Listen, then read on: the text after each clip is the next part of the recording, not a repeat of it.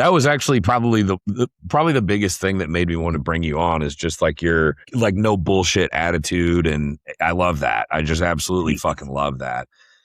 Because that's what it takes. I mean, and especially a 6 foot tall figure competitor, there's really no other option but to have that type of mindset, because you're just not going to fucking get there if you don't. Exactly.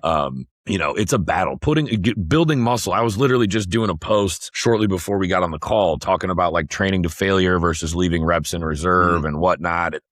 You know, there's all this data that basically shows 1 to 2 reps in reserve is just as good as training to failure, which, okay, fine. Like if you're going to really narrow it down to those really specific things.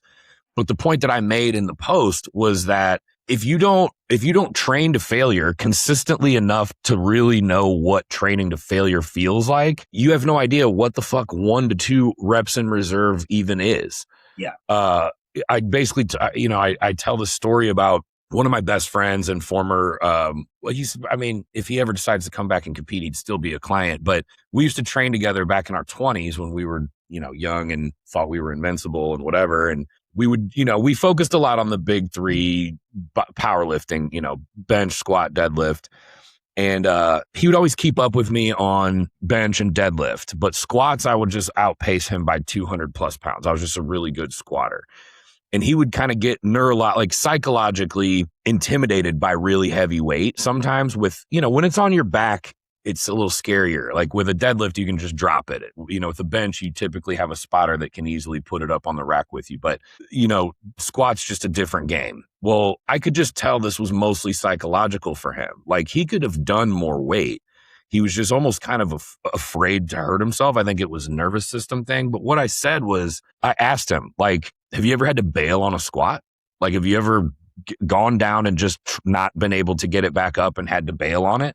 And he's like, no, I've never had to do that before. I'm like, well, then you don't know what your max is. You can't. Like, until you've had to bail on a squat, you don't know what your 1 rep max is, because you don't know if you could have gotten more. And your brain's always going to tell you to stop. As soon as it gets really hard, your brain's like, no, this is dangerous. Stop.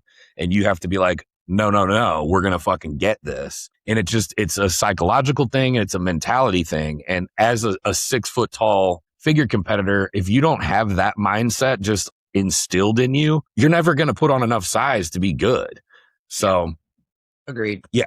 And I could just tell by your content, you're that type of person. Yeah. I've, like people see me like over the years work out in the gym, and like it's mostly guys that come up to me and they're like, dude, like you work, like holy shit, like you got no quit, you never give up. I'm the one who's like grunting the loudest and like yelling in the gym too. Like I call it like my mating call.